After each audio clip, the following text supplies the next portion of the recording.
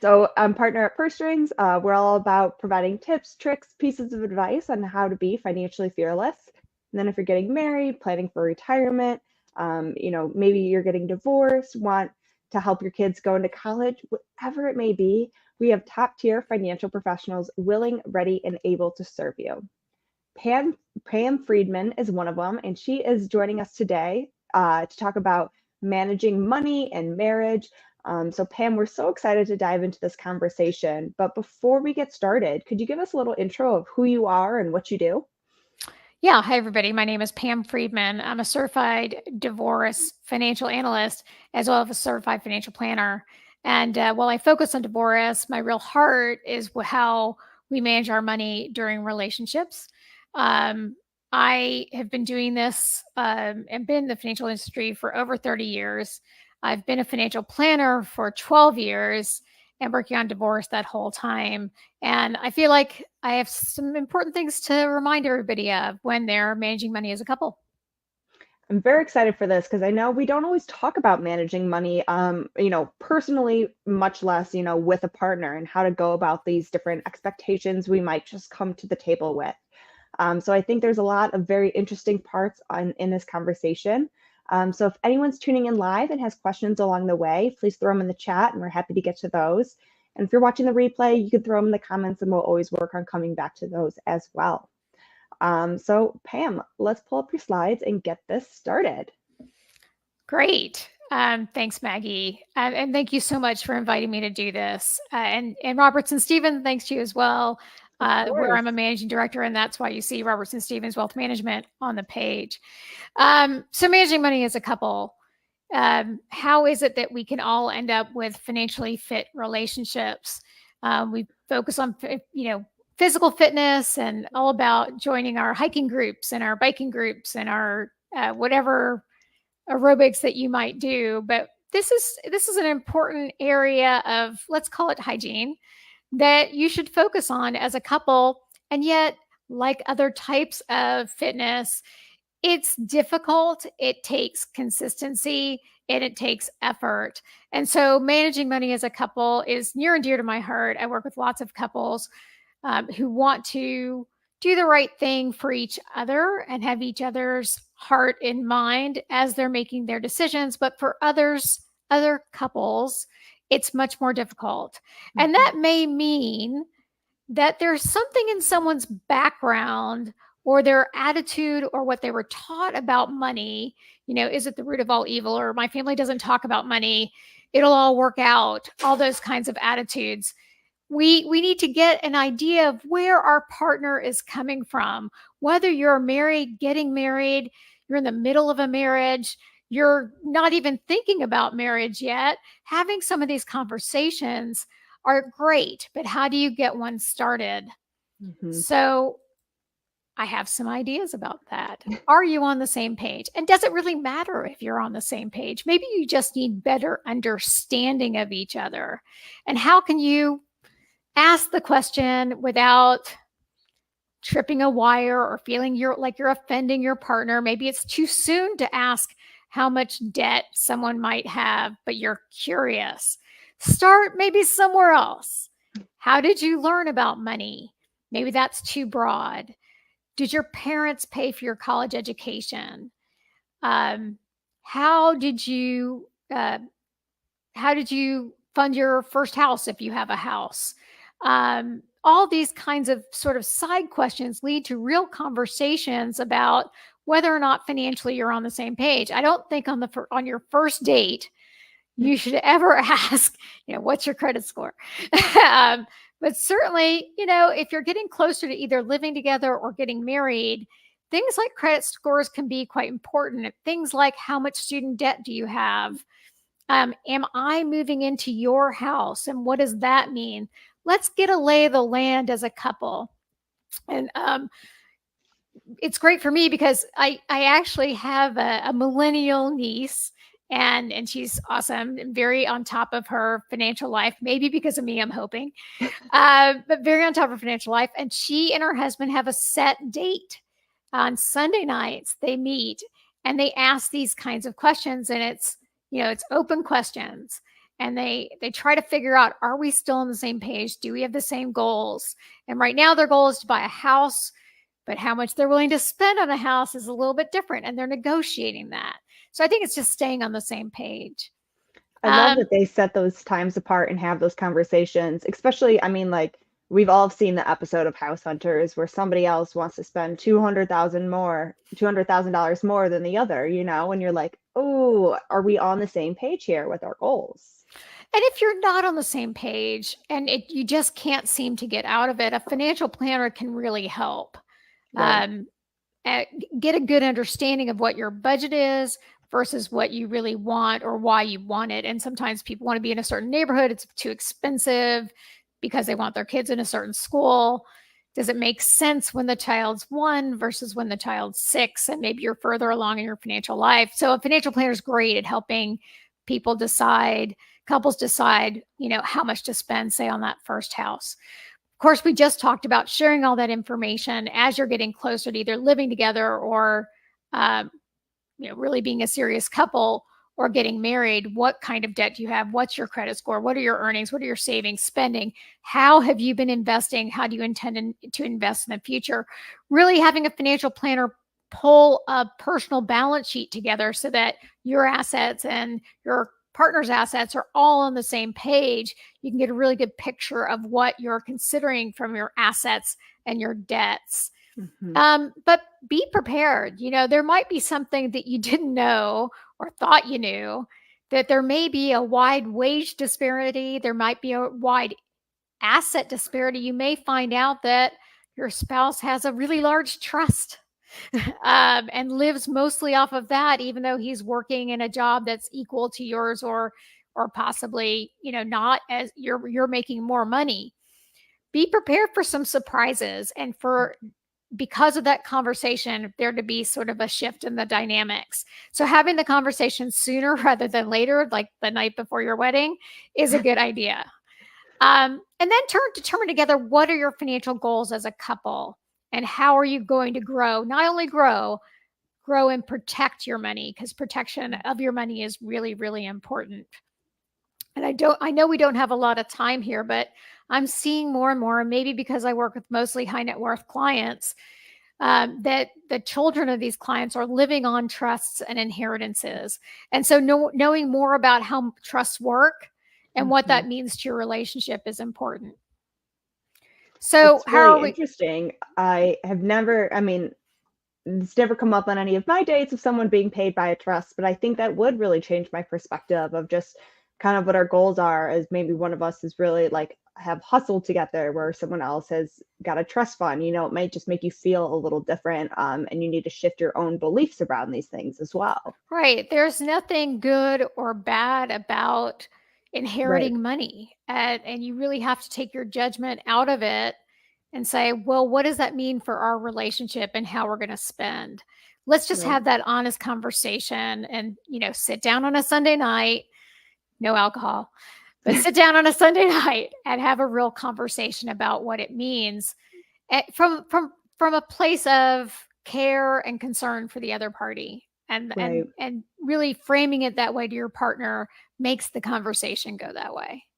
Right. So one of the questions I get asked a lot, and you and I talked about this, and I knew you and Purse Strings gets asked, should we have a joint bank? Should we have a joint bank account? Right. And there's, again, nothing good or bad about having a joint bank account. There's benefits and there's drawbacks in agreeing to a joint bank account.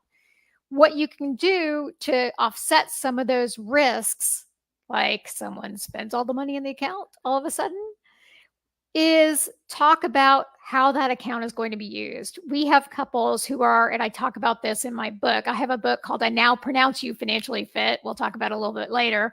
That's on Amazon. That talks about many of these issues we're going to be talking about here. And one idea that clients have used is to identify certain expenses that are non-discretionary. In other words, they have to be paid, right? Your rent or your mortgage, possibly car payments, certainly food, maybe your pet, you're sharing a dog or cat, all those kinds of expenses. Insurance would be in that category, possibly health insurance, depending on whether or not both of you are working. and contribute to that account in proportion to your income. So if he's making twice as much or she's making twice as much, doesn't matter which one, then one party is contributing a third, the other party is contributing 2/3. Again, a great role for a financial planner to be involved and in talking about these things. Sharing passwords, something as simple as that. Talking about your list of accounts. What happens if one of you is disabled, Right. incapacitated, you have COVID and you're on a ventilator, especially if you're not married yet or you're cohabitating? What kinds of ways, are you going to be able to keep things moving? And in the next slide, I'm going to talk about, we can just go to the next slide. But discretionary spending would be outside the joint bank account. You would keep your own account and do things like haircuts, girls' night out, boys' night out, golf outings, maybe your tennis lessons. Those would be outside and just come from your own income. And over time, it might change where the joint account becomes bigger or smaller. But what I'm talking about for asset protection, someone gets sick and they're in the hospital and you can't go see them because you're not married yet. Married spouses can generally go see somebody in the hospital. What you may want to consider are things like wills and durable powers of attorney. What does your will say? Who has the power over your money if you become incapacitated? Have you thought about, well, what if there's a breakup? What are you already tied together with? And what happens if you break up? What's your insurance look like? Who has health insurance? Are you on your partner's health insurance? Where's your home, auto, life insurance? Do you have enough life insurance if something would happen to you? And you have spending that's, you own a house together, you're cohabitating. What does that look like? Yeah. Again, more conversations to have with a financial planner. A lot of people are asking these days, should I have a prenup? People are getting married later in life. They have their own money. They might have inherited money. Really getting a good understanding of what separate property is before you get married is important, because the law has rules for how money is split in divorce. And while the laws are the minimum standard, you should know what those laws are and potentially have a prenup or a postnup that changes those laws to fit your unique financial situation. Generally speaking, separate property is what you inherit or what you had before your marriage. How are you going to define that? Do you actually want that in an agreement? And the biggest misunderstanding, I think, about marital agreements is that people think everything has to be in the agreement. All your accounts, all your assets. And really, it can just be, say, the house. So say you're moving into your future husband's house. Well, that's really a separate property because he owned it before marriage. And what if you're married for 10 years and you're kind of both paying the mortgage and you're both working, or even if you're a stay-at-home mom, what's going to happen to that house? Because under the law, the rules aren't that great for the person who moves into someone else's separate property house. But maybe you want to set other rules for how you want that to look. So thinking about these things ahead of time is really important. If you do decide to have a pre or post-nup, make sure you update it. Just like a will, if what's in it doesn't really relate to what's in it by the time you have a problem or you want to exercise the agreement's just going to be thrown out, which is why a lot of attorneys won't even consider writing a prenuptial agreement, because people don't update them. And so when you're talking here, let's say, I own a house and my partner decides to move in with me and we live together for a while, we can make a prenup saying this is our house, even though my name is on it. Sure, you can have it's a contract like any other. People get confused. A postnup, prenup, or what's now called a no-nup is really just a contract. What you're saying is, if we split up, this is what you're going to get from the house, this is what I'm going to get from the house, this is how we're going to share in the growth. It has nothing to do with the ownership per se. It's just a contract about the economics. You can go further than that. You can talk about the ownership, but that's what, lawyers and financial planners are to help you sort through. Because sometimes it seems like those very separate of like, that's yours and this is mine, where this is almost can change that and be like, actually, this is ours. And we both recognize that.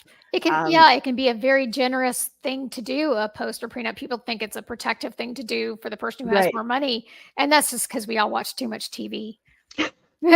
That's why I like to kind of talk about these things, because sometimes they do have such a negative connotation and very much like, I'm keeping mine, you're keeping yours, and we're not crossing that line, where this seems more of an opportunity, like you said, to be generous, to share, and to just have those conversations up front, which I like that kind of twist of making it a much more generous, communicative, agreement. It's a way to be transparent. It's a way to be understanding of your future spouse's needs or Yeah. cohabitants' needs, and what their expectations are, so that you're not surprised later on. You know what Right. the rule is because you set them yourselves. Otherwise, the government sets those, actually the state government sets those rules for you, and that may not fit your unique financial situation. Those rules were meant for everybody, which means they fit no one. For So sure. getting some education about separate property, some education about I like to call them marital agreements. It seems better than prenup and postnup. But marital agreements, getting some understanding about those, even spending an hour with an attorney and paying them to say, I just have some questions, is worth your time and money. Right. And don't forget if you do have one, don't forget to update it, because that's where they fall apart. The house you mentioned in the contract is now a different house. But, really this is what I've said all along in the presentation, Maggie, is just bring a financial planner into the conversation. Some people are so touchy about money, they fight over the nickel that's in the cushions of the couch. And I don't want that to be you and your spouse. You need to have because you do have to have these conversations. Bring financial, are you saving for a house? How is it that you invest? Are you using your 401k at work? What is your match? All those kinds of things. What is it that you plan to do with these funds? Is that for your retirement? Is that for some other purpose, education? Some people have these really large student loans. How are we going to deal with it? If we get married, is that going to be yours if we get divorced? Or are we going to have to split it? If you're taking on a loan during marriage, by the way, a student loan, what's going to happen in case of divorce? I mean, divorce is like any other risk. Your house could set on fire. We have insurance for that, right? We can go buy homeowners insurance. There is no insurance for things like who's going to take care of your student debt. The state may look at it one way and you want to look at it another if you don't have some kind of agreement in place. And I'm not just saying a verbal agreement. If you don't have something on a piece of paper, part of that student loan may be yours if it was taken on during the marriage. It depends on the state that you live in. So lots of education is needed. Of course, all of that is in my book. I Now Pronounce You Financially Fit: How to Protect Your Money in Marriage and Divorce. About marital agreements, asset protection. When I say asset protection, it sounds like trusts. So I don't really just mean that. I mean everything simple as health insurance, car insurance, homeowners insurance, these kinds of asset protection. Those are insurance is asset protection, making sure that if something unusual and bad happens, that you're protected. Estate planning documents, your will, your powers of attorney. For medical, sometimes called a living will in some states. Who's going to take care of you if you're in the hospital and someone's got to make decisions about you and you're on a ventilator? You can't make your own decisions. What's going to happen if you pass away? It's thoughtful to do for you and your loved ones. And then, the greatest part of being a financial planner is I get to be someone's coach and help monitor whether they're doing some of these things, getting these tasks accomplished. And I have a range of clients. Some are all about the list and they like checking things off. And some are like, you told me to do that last year and I still haven't done it. I'm probably even myself somewhere in between those two extremes. But knowing that these are things that are out there that are part of your good financial hygiene and financial fitness. I mean, it's just where my heart is. It's what I want people. I want people to be doing the right thing for their partner and have a financially healthy relationship.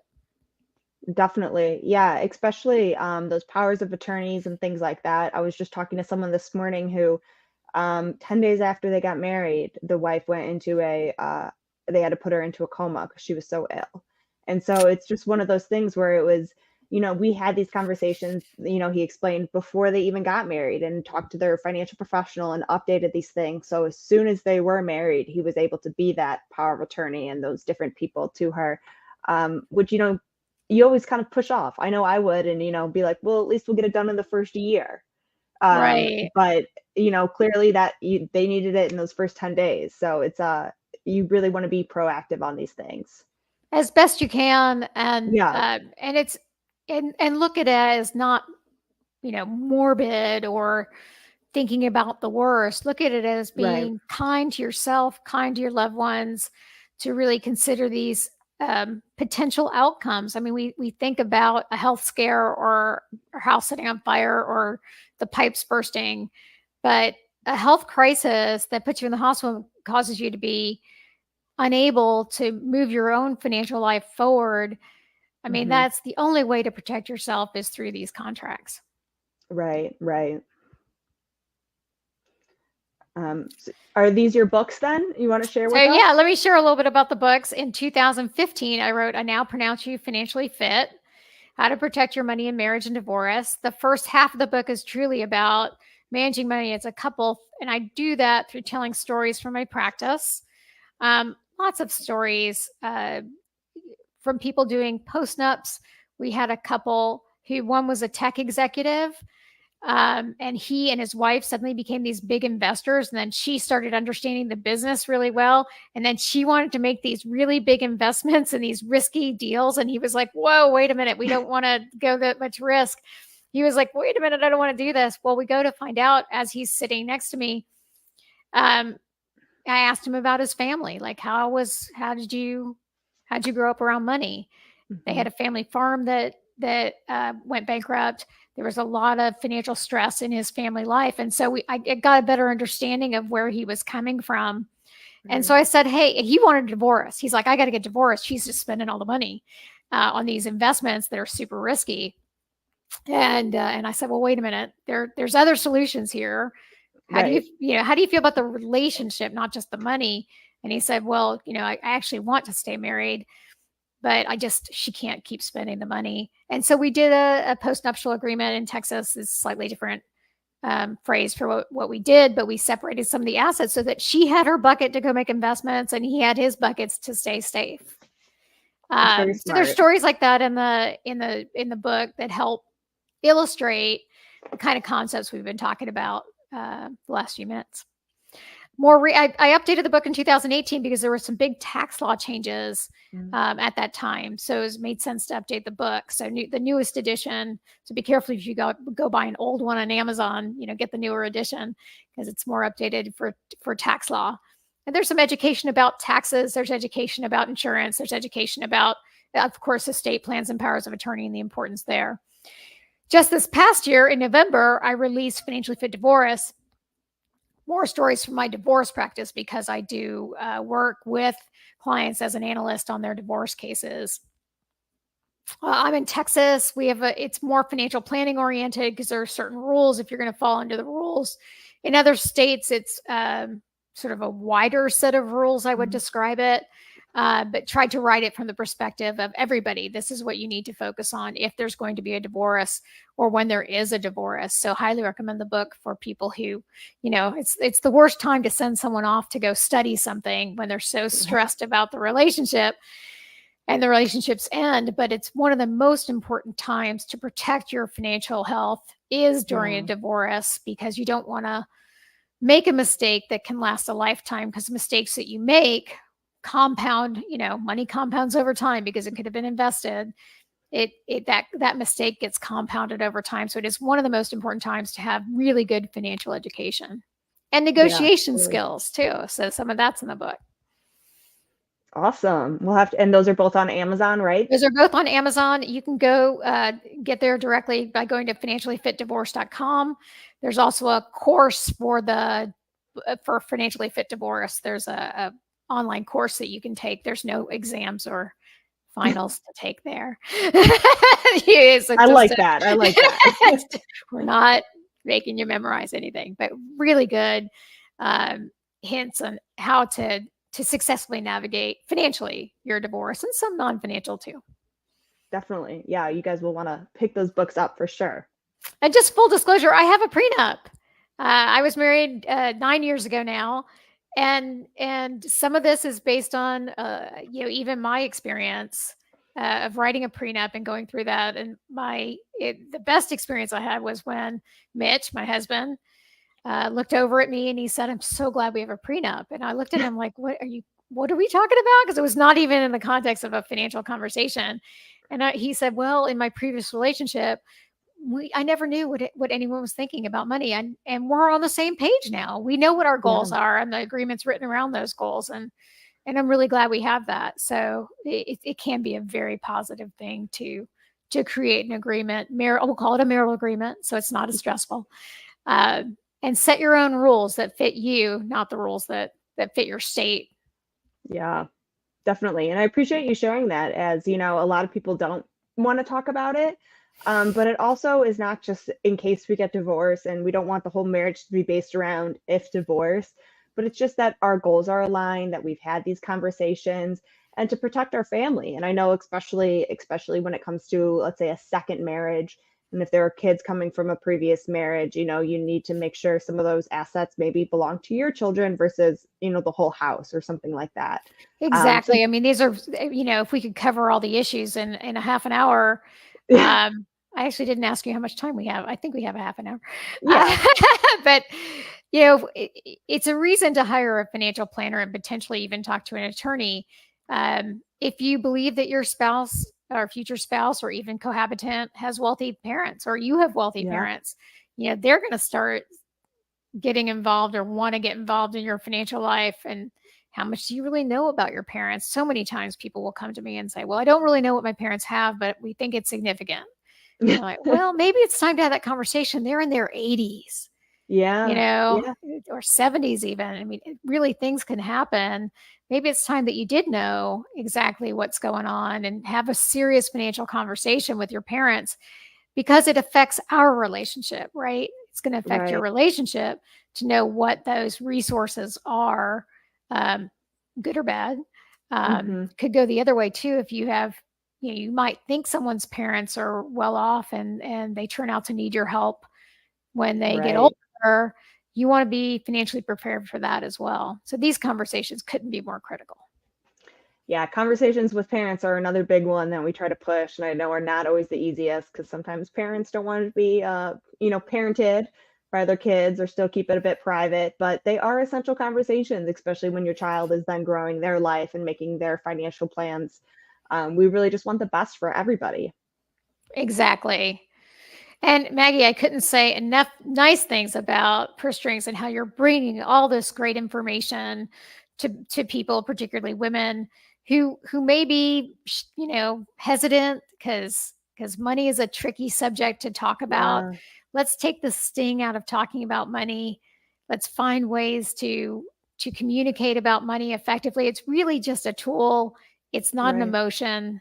Money is just a tool to get us to where we're going, to meet some financial goals that we have for our lives. And talking about it isn't scary once you get started, like most things. Definitely. Yeah, yeah, and I appreciate that, and I really liked how you pointed out how much a financial planner can help you just in these conversations, because they can bring up those extra questions or help understand different perspectives, and then bring to light, what we want and what we actually have and what the difference is there and how to make those dreams come true. Because sometimes it's just best to have that third party there as well to help you bring that conversation together. Exactly.